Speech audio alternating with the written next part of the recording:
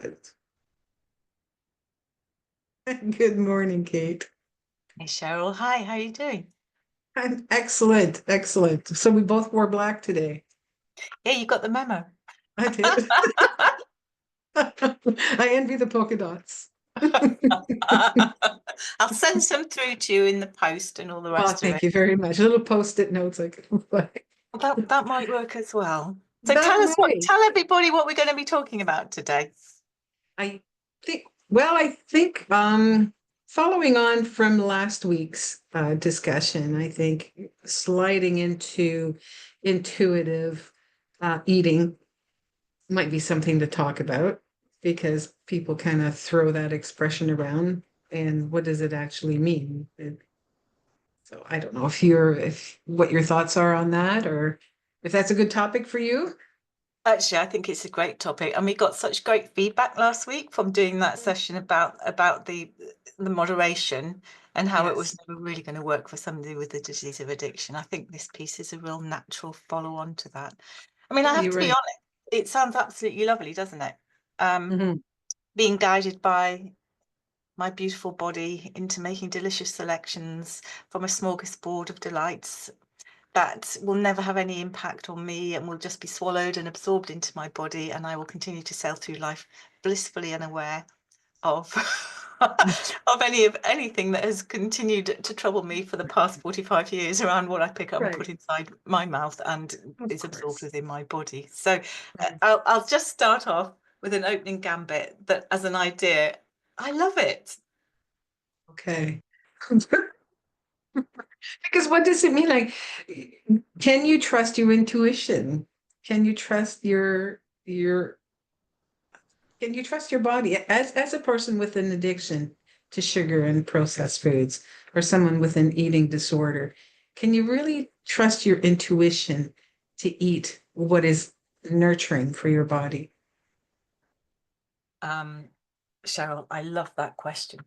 You know, I think it's such a powerful question. The problem that I never understood for 45 years was who was actually in charge of making decisions inside my head around what food I was actually picking up, that I was working with faulty brain wiring. Mm, Um, and the part of me that was intuitive eating was the part that really wanted to consume the sugar and to consume the highly processed food and the highly palatable food, and would always choose for that food to satisfy its own needs and desires, as opposed to choosing for anything healthy that would make me feel good, because that was driving my bus and that was driving my intuition and my choices was driving everything to meet its own ends for its mhm. own gain, because in the famous words, that part of my brain, the dopamine reward system, had been hooked, hijacked, and hacked. So any part of me that would call for making simple, delicious, healthful choices for my body was just not there. Right. I remember reading an article years ago in Cosmopolitan, so it must be true. And the article basically said that if you have a craving for something like chocolate, you must be missing some sort of nutrient. So you should have the chocolate and you should, and oh my God, that was the best article I'd ever read. Sign me up because I must be missing a lot of this particular nutrient because craving chocolate all the time. So I know, but that, you know, we absorbed all this and we took it all in and we took it as gospel, and we took it that somebody else knew better about our bodies and knew what they were talking about and all the rest of it. But it's just not it, well, you know, and it might well work for some people. My experience, my own experience as a person who struggles with the disease of addiction that manifests around sugar and around highly processed food, is that is like a red flag. That is like, okay, Kate, off to the races and consuming, because, like you say, I must be really deficient in X, Y, and Z, and that's what's driving these cravings. I can't yeah, say that, I mean, I guess I probably read the same article, but I can't say consuming the chocolate made me ever feel any different about anything. It made me crazy. yeah, I hear you. Absolutely. So, Yeah. you know, I think as well, I just wanted to put before we met, I'd just been through just reviewing some thoughts around clients that I've had over the last 6 months and just looking at some of the words that they'd shared around the Mm, challenges that they were having with food, and perhaps reviewing that in the context of the idea of intuitive eating and how what their experiences, what they were telling me, mhm, um, I don't know, just looking at it in the context of so one client said, I don't have hunger signals, so I will eat and eat. I can overeat anything, including vegetables and things I don't actually like that much. mhm. So that was one client. So Right. she was saying that she doesn't have hunger signals around that. And I know um, to me that seems to be absolutely key. Another client said, I can eat a lot. I've always had a big appetite, seemingly hard to get full. Now, if I and when I'm eating sugar, I just can't stop and I'll just stuff myself with anything. I can't tell when I've had enough. Another client said, I'll eat until I fall asleep. I'll pass out or bust. I'll eat a plate piled high of abstinent foods. I have no control. And finally, another client said, I eat large volumes of carbs. In fact, I eat almost unlimited and tend to binge on sweets, and I just can't stop myself due to these intense cravings. I never feel full. So that's Mhm. 4 individual clients I've worked with in recent months, all Yeah. reporting a similar problem. And I know Mhm. you know what it is that they're talking about, and I wondered if you could just expand that. Well, I know that it could be a particular thing. I mean, I've heard the same thing from my clients. And what it sounds like, it sounds like a not only a psychological thing in terms of brain wiring, but a physiological thing that could be happening. And that would be called leptin resistance. And leptin is the hormone that keeps you from overeating. And it literally tells your brain, that you need to fuel up or that your tank is empty. And when the leptin signals aren't working properly, the brain, I'm not going to get too much into the mechanics of it, but the brain stops listening to the leptin signals. And so it becomes resistant to the messages from leptin. So basically, your brain is not getting the signals, and it thinks that your fuel tank is empty, so it's not getting any signals that it's full, and so it's going to keep eating, because and the hunger will be real. It's not just a I'm eating for no reason at all, I'm just focused on the food. There is no feeling of being satiated, there's no feeling of being full. So I can understand how a client, how anyone can sit down and eat mounds and mounds and mounds of pasta, or can't stop eating the chocolate. So Mhm. yeah, I mean, if you wanted to know more about the mechanics of leptin resistance, we'll put a link to an article that I wrote on my website. But so it's a real thing. So to say that everyone should be able to eat intuitively. And I'll tell you a little story. Before I found the help that I needed with my sugar and processed food addiction, I tried everything. And I found a psychologist. And I thought, okay, she says she works with people with food addiction. So I went to her, and she was all about moderation and intuitive eating, following your instincts. And I wasn't getting any better. And so I stopped going to her. And eventually I found someone who was actually certified and qualified, uh, to help someone like me that had an addiction to these foods. And it changed everything. I knew that I couldn't trust my intuition and my feelings and my gut feeling. That wasn't going to work for me. So for a person who's normal, they know when to start eating because they have the message to they're hungry, and they know when to stop because they're full. So they do intuitive eating intuitively. they're just they're fine. But with the person who has leptin resistance, which happens over time, um, intuitive eating does not work.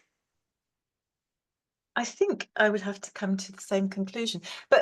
And I think what we're saying, and this is absolutely key to me, is we're talking about a specific group of people within the adult population who struggle with the disease of addiction. It's that Mhm. group of people who I am part of, I'm one of, I struggle with the disease of addiction, who these forms of eating, the intuitive eating and the moderation around eating, are not helpful.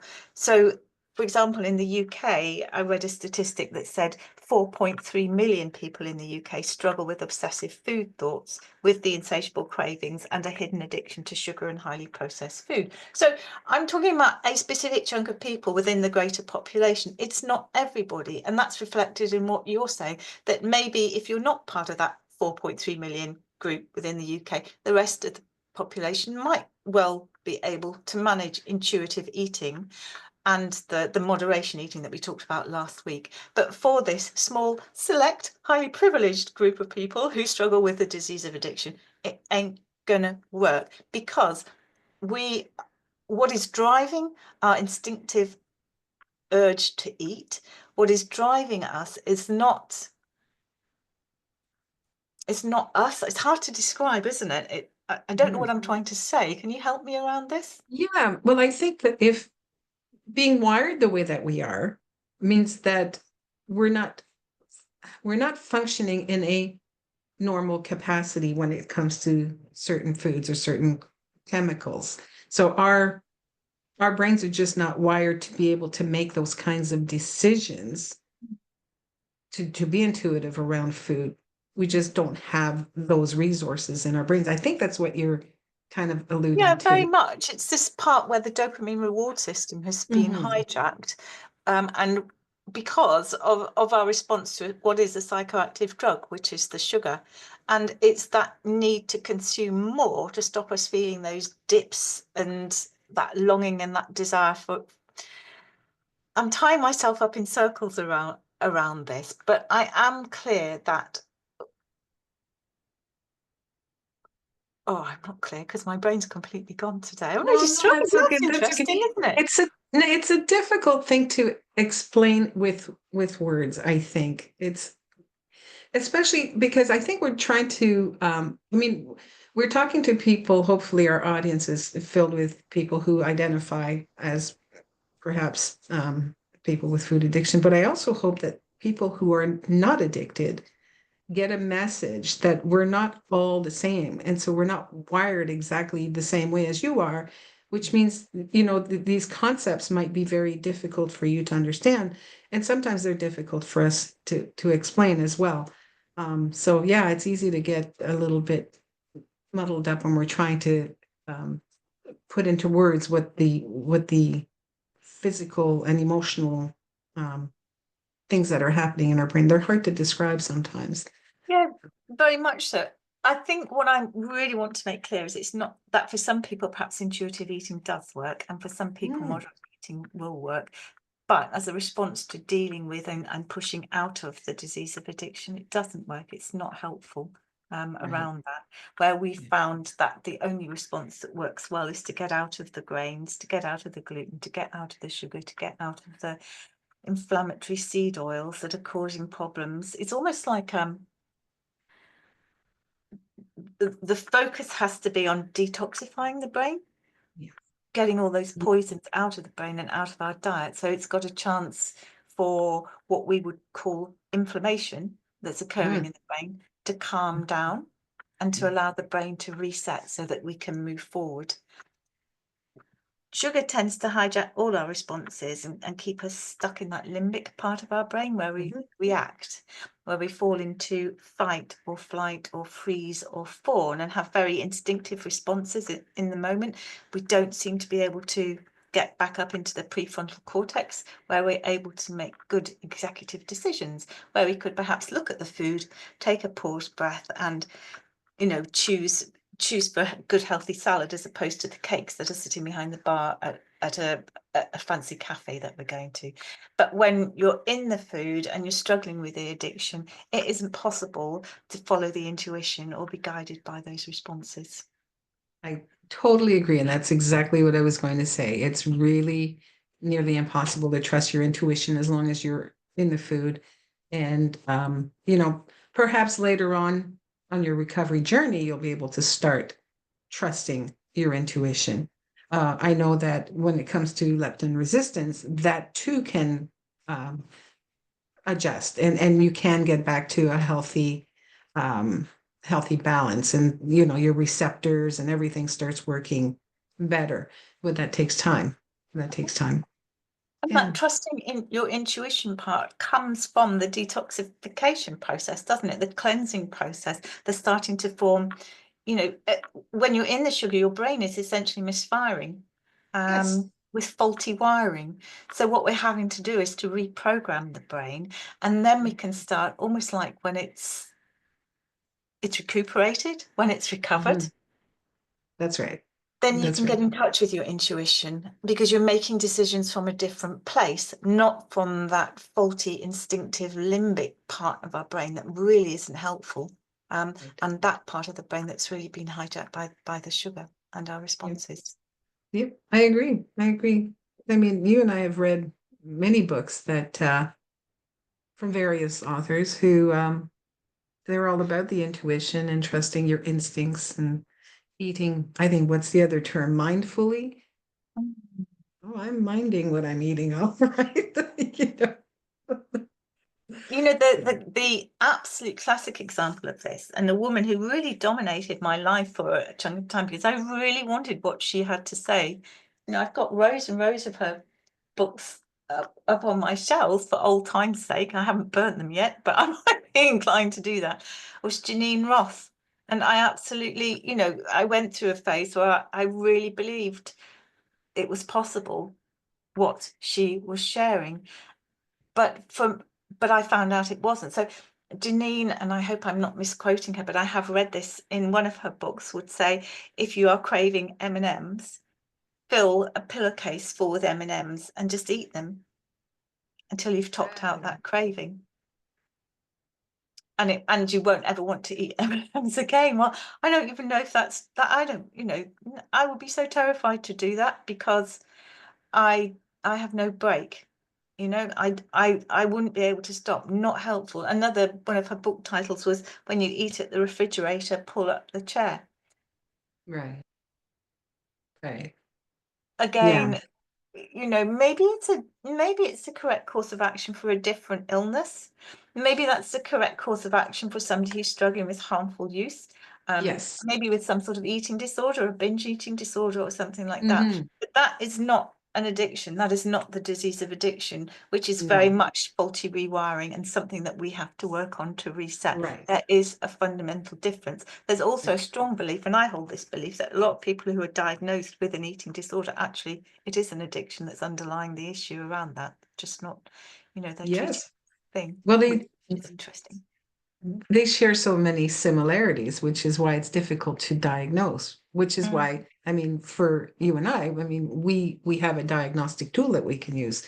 We can we know who's addicted and who has harmful use. And so it's important to be diagnosed properly, professionally. Absolutely, professionally. And we'll put the link actually underneath this YouTube video so people can explore and start to see that. But what the diagnostics that we can offer do is tell you whether you're a harmful user or tell you whether you have the disease of addiction. And if it is addiction, how severe the Right. pathology is around that for you, which also dictates the level of intervention that you're going to need to actually work on your recovery program.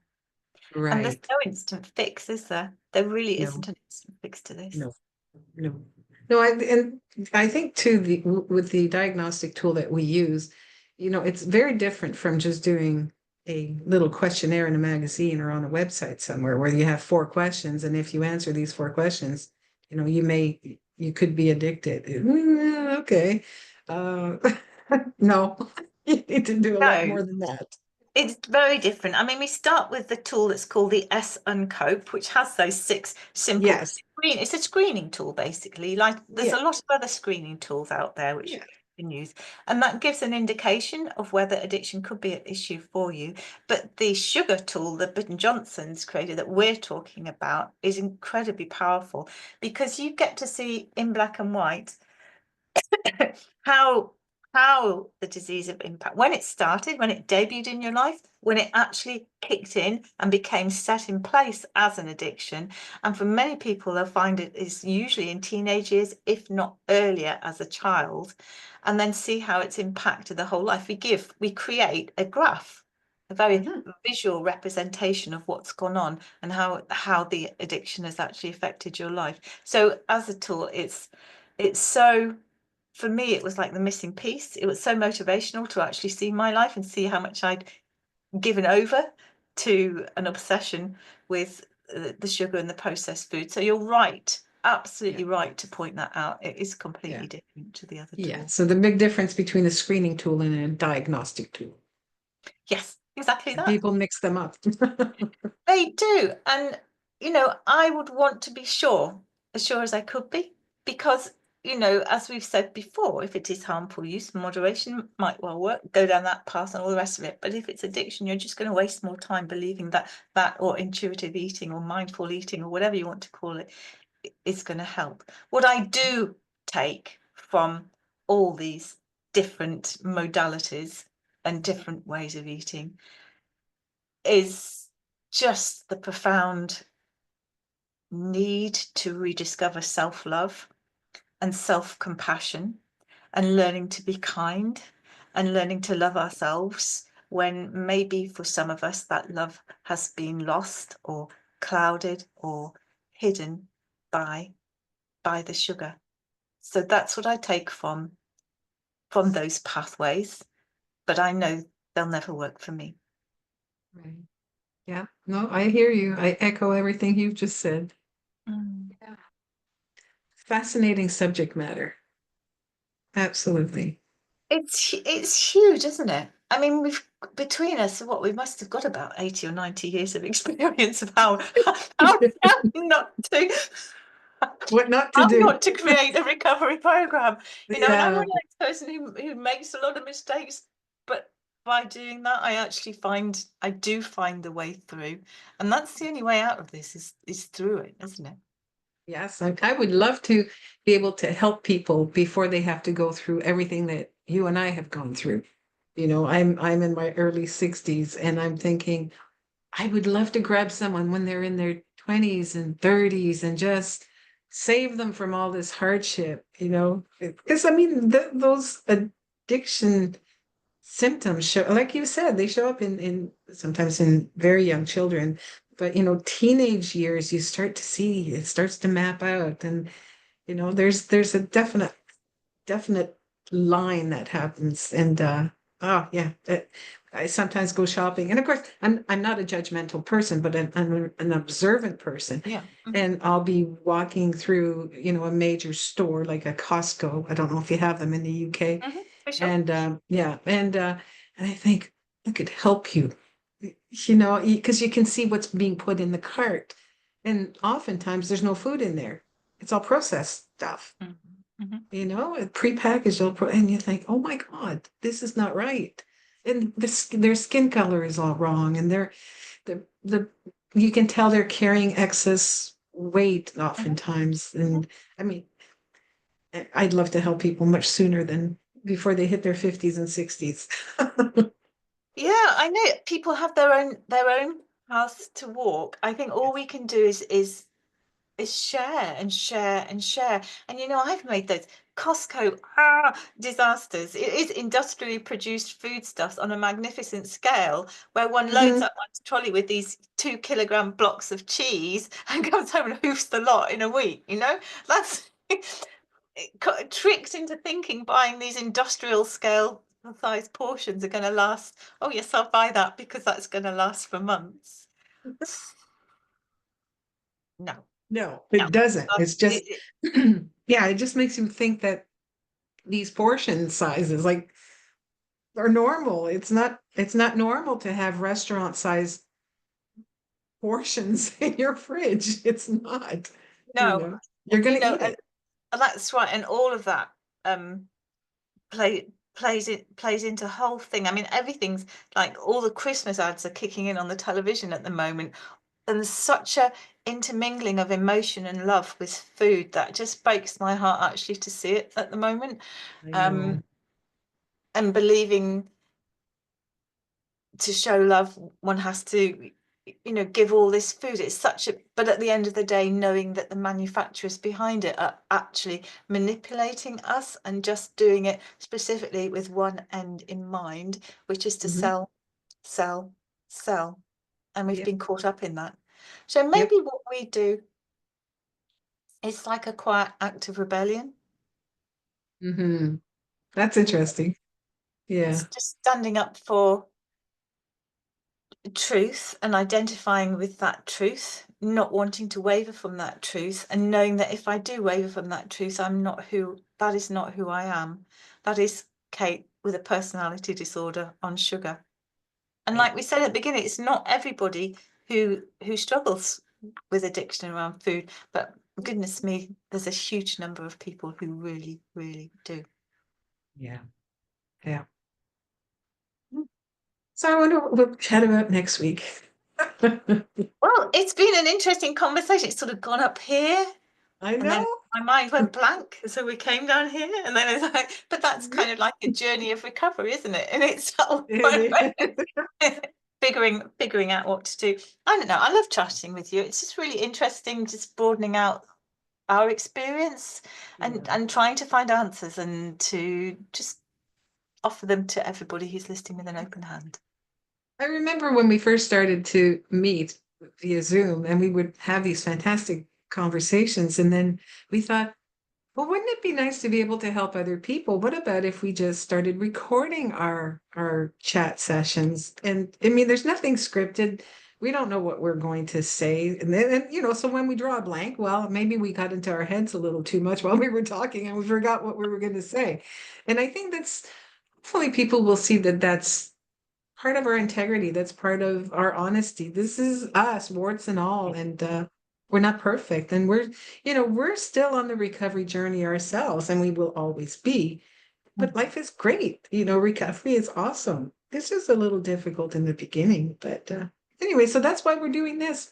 We're recording our sessions because hopefully we can reach even one person and make a difference in their lives. Well, I agree with everything that you said, but you lost me at warts.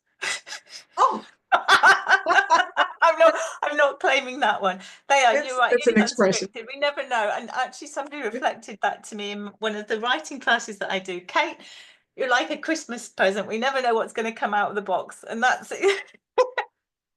I think that's the flavour of these conversations. It's just us just chatting and just, the addiction piece.